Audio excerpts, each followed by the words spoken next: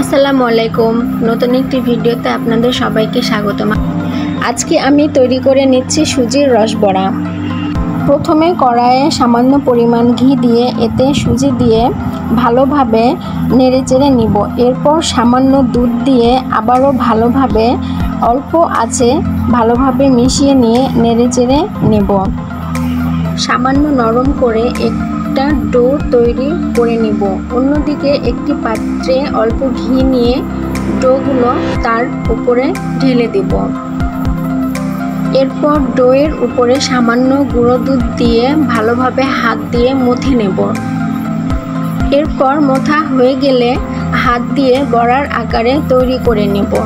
অন্যদিকে একটি পাত্রে তেল দিয়ে সামান্য আঁচে তেলটা গরম করে নিয়ে বড়াগুলো এক এক করে সব দিয়ে দেব। অন্যদিকে চিনি সেরাটা তৈরি করে নেব।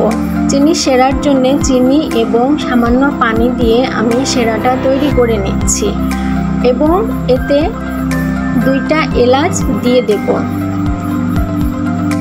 অন্যদিকে বড়াগুলো ভাজা হয়ে গেলে এক এক করে তুলে নেব এবং সেরার ভেতর দিয়ে দেব। এই তো আমার বড়াগুলো তৈরি। এখন পরিবেশনের পালা।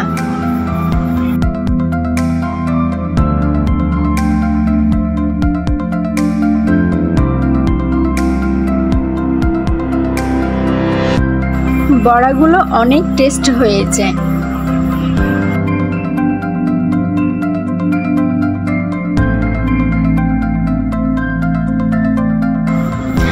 তার সাথে একটু ড্রাগন ফলও খেয়ে নিচ্ছি এবং সাথে রং চা।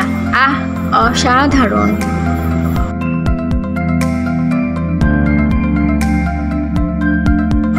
ধন্যবাদ। আজকের ভিডিও এ পর্যন্তই। ভালো থাকবেন সবাই। আল্লাহ হাফেজ।